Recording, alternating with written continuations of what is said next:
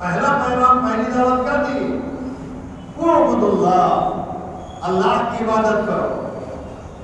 قولوا لا الہ الا اللہ تفلحوا، اللہ کے سوا کوئی پوجنے کے لائق نہیں ہے، کوئی عبادت کے لائق نہیں ہے. اسلام کے علاوہ کسی مذہب کے ماننے والوں کے پاس یہ جواب نہیں ہے.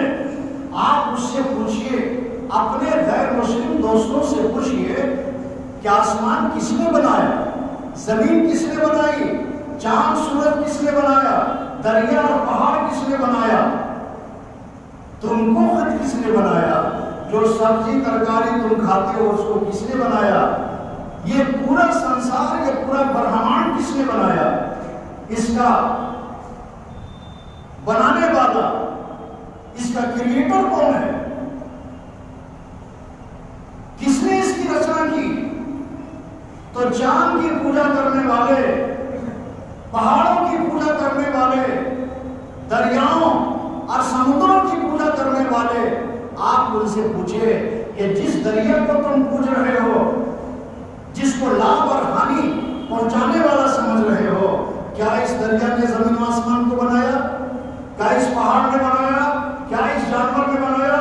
کیا سورج نے بنایا؟ پوجنے والا کہے گا کہ نہیں، ایشور نے بنایا، اوپر والے نے بنایا. ہر غیر مسلم کا یہی جواب ہوگا کہ یہ چاند سورج زمین آسمان ستارے دریا پہاڑ کس نے بنایا؟ اوپر والے نے بنایا. آپ کہو، دعوت دو اس کو، ارے میرے بھائی جب بنانے والا اوپر والا ہے تو پوجنے والا، پوجنے کے لائق بھی تو وہی ہوگا نا، عبادت کے لائق بھی تو وہی ہوگا. بنایا کسی اور نے، بنایا کسی اور نے، اور مالا پہنا رہے ہو کسی اور کو، تعریف کر رہے ہو کسی اور کی. اللہ کے رسول جناب محمد رسول اللہ صلی اللہ علیہ وسلم 63 سال دنیا میں رہے، 1 سال مکان میں جھنڈا نہیں لگایا. ابو بکر، عمر، عثمان، علی، کسی ایک صحابی کے گھر میں، کسی ایک صحابی کے گھر میں اگر کوئی ربیع الاول کا چاند نظر آتے ہی جھنڈا ثابت کر دے، خدا کی قسم اسی مسجد میں اگر میں ترغیب اور لگانے کا حکم نہیں تو مسلمانوں کو، تو میرے نام پر لعنت ہے. اس لیے کہ صحابی کا عمل نبی کے خلاف نہیں ہوگا. ارے سمجھو میرے بھائی اس کو، اب بات کریں گے پھر اختلافی بات ہو رہی ہے. نبی نے نہیں لگایا، صحابہ نے نہیں لگایا، آپ کہاں سے لگا رہے ہیں؟ آپ اگر کہیے کہ میرا دل کرتا ہے، میرا دل کرتا ہے، آپ کا دل کرتا ہے تو آپ گانا سنتے ہیں، سنیما دیکھتے ہیں، شراب پیتے ہیں. ہم کبھی ہو گئے اس پر تو تقریر نہیں کیا. آپ کہیے کہ جیسے ہم بہت سارے کام ایسے کرتے ہیں جو دین ہے یا بے دین ہے ہم نہیں دیکھتے، میرا دل چاہتا ہے، ہم نے لگایا. ٹھیک ہے، آپ کا دل چاہتا ہے، لیکن یہ مت کہو کہ یہ دین ہے. دین کہو گے ہماری زبان کھلے گی. اس لیے کہ اللہ کے رسول نے روئے زمین میں سب سے بدترین مخلوق اس عالم کو کہا ہے جو نبی کے لائے ہوئے 23 سالہ دین کی شکل امت کے سامنے بگاڑ کے پیش کرے.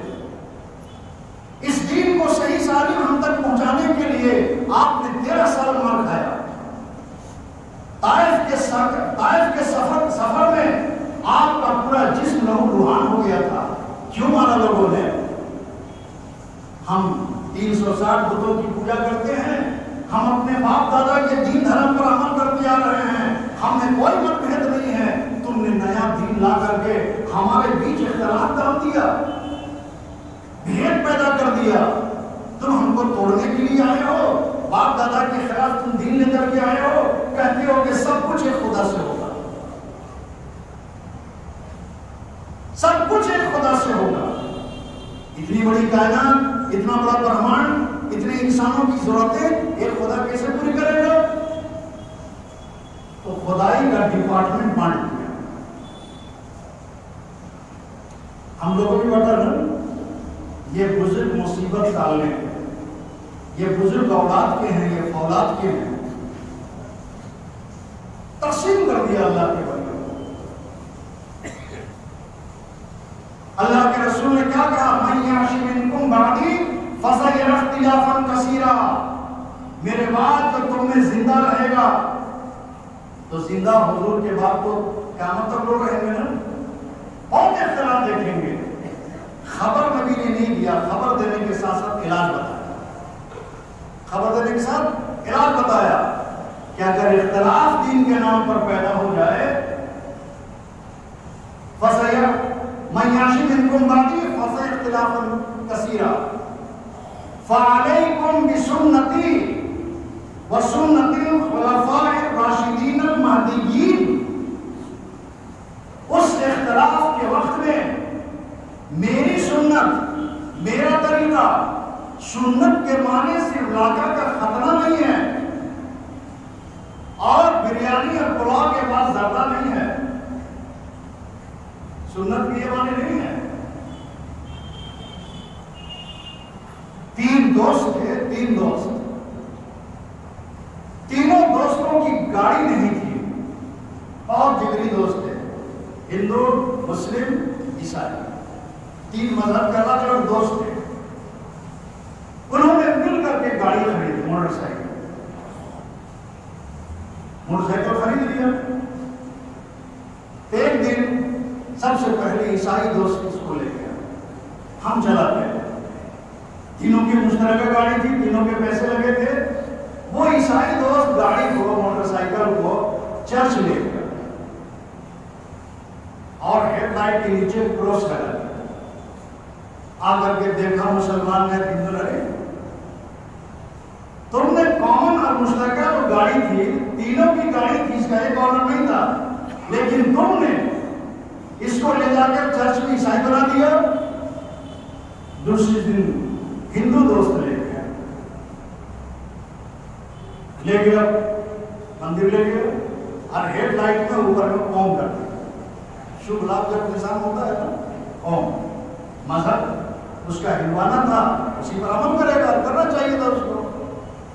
تیسرے دن مسلمان کی باری آئی، وہ گاڑی لے گیا، اس نے کہا کرے اب ہم کیا کریں؟ مسجد لے جا نہیں سکتے، قرآن اس میں رکھ نہیں سکتے، لوٹا جانماز تو رکھ نہیں سکتے، تصویر اس میں ٹانگ نہیں سکتے۔ ایک نے اس کو پہلے دن عیسائی بنا دیا، دوسرے دن دوسرے ساتھی نے موٹر سائیکل کو ہندو بنا دیا۔ بہت غور و فکر کیا، اور جب وہ گاڑی لے کر کے آنے لگا تو گاڑی کی آواز بھر بھر بھر بھر بھر بھر بھر بھر، دونوں دوستوں نے دیکھا گاڑی تو صحیح تھی، یہ کیا ہو گیا؟ تو پتا چلا کہ سائلنسر سے یہ آواز آ رہی ہے۔ دونوں دوستوں نے کہا کہ ارے ظالم کہ تم نے کیا کر دیا؟ کہا کہ تم نے اس گاڑی کو چرچ لے جا کر کے کراس لگا دیا اور مسلمان عیسائی بنا دیا۔ دوسرے دوست نے دوسرے دن گاڑی میں شبھ لابھ اور اوم کا چنھ لگا کر کے ہندو بنا دیا۔ تو میں نے دیکھا کہ جگہ تو رہی نہیں، تو میں نے سائلنسر کاٹ کر اس کا خاتمہ کر دیا۔ اب گاڑی مسلمان ہو گئی، اس نے عیسائی کیا، تم نے عیسائی سے اس کو ہندو بنا دیا، اور میں نے گاڑی کا سائلنسر بیچ میں تھوڑا سا کاٹ دیا، اور سائلنسر کو کاٹ کر کے میں نے موٹر سائیکل کا خاتمہ کر دیا۔ اب میرے مسلمان ہونے کے ساتھ ساتھ یہ گاڑی بھی مسلمان ہوئی۔ تو صرف لڑکا کے خاتمے کا نام اسلام نہیں ہے۔ اگر کوئی بالغ آدمی، بڑا آدمی اسلام لے آئے تو ختنہ کیے بغیر مسلمان رہ سکتا ہے کہ نہیں؟ رہ سکتا ہے۔ تو حضور نے کہا کہ من یعش منکم بعدی فسیری اختلافا کثیرا، بہت اختلاف دیکھو گے، تو طریقہ کیا ہوگا اس اختلاف سے بچنے کا؟ فعلیکم بسنتی وسنت الخلفاء الراشدین المہدیین، میری سنت، میں محمد رسول اللہ صلی اللہ علیہ وسلم کا طریقہ تمہارے سامنے ہے، اس کو دیکھنا، اور اگر اس میں میرا طریقہ نہ ملے تو ابو بکر کا طریقہ دیکھنا، عمر کا طریقہ دیکھنا، عثمان کا طریقہ دیکھنا، علی کا طریقہ دیکھنا۔ یہ چاروں خلفاء راشدین المہدیین نبی کہنے کی ہدایت یافتہ ہے، ان کے طریقے میں کھوٹ نہیں ہے۔ یہ خلفاء راشدین ہیں، چاروں خلیفہ کہ وفات تک اللہ کے نبی دنیا میں نہیں رہے، لیکن اللہ کے نبی نے اپنی زندگی میں سند دے دیا، سرٹیفکیٹ دے دیا کہ ابو بکر کی زندگی کو دیکھنا، عمر کی زندگی کو دیکھنا، عثمان کی زندگی کو دیکھنا، علی کی زندگی کو دیکھنا، صحابہ کی زندگی کو دیکھنا۔ دیکھو یقین کے ساتھ کہتا ہوں کہ انشاءاللہ نہیں ملے گا۔ میں نے پچھلی جمعہ بتایا تھا نا کہ درود کی فضیلت، درود پڑھو، کثرت سے پڑھو، جمعہ کے دن کثرت سے درود پڑھو۔ آج لڑائی کس میں ہے؟ درود کھڑا ہو کے پڑھنا چاہیے کہ بیٹھ کے پڑھنا۔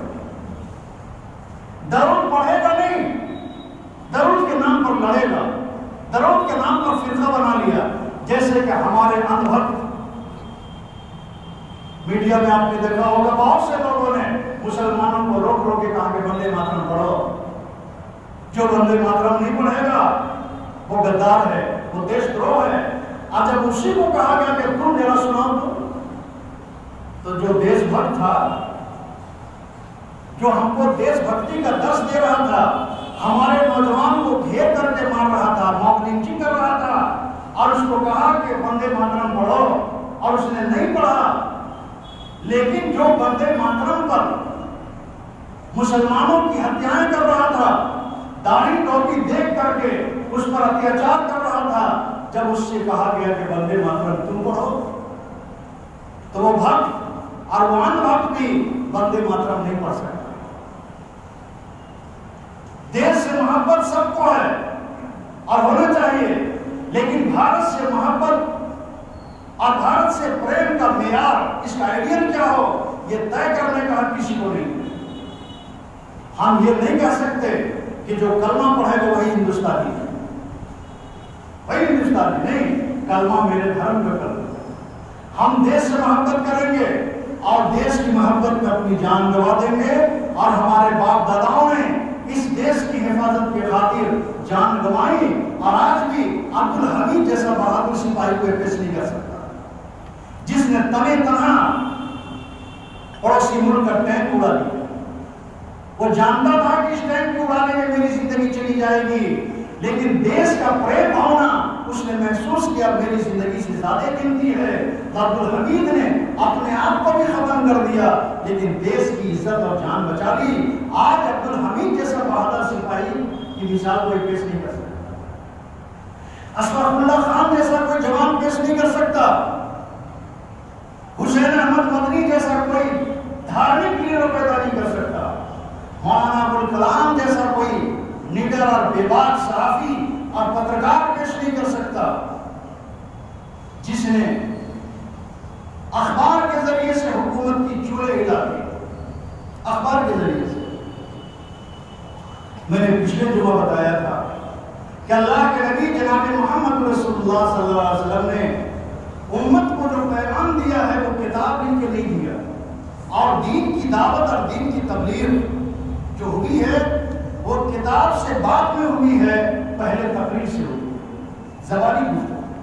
آج بھی دعوت کے لوگ جاتے ہیں، جب گشت میں جاتے ہیں تو فضائل اعمال لے کے تھوڑی جاتے ہیں، دو چار عوامی گفتگو کرتے ہیں، عوامی گفتگو۔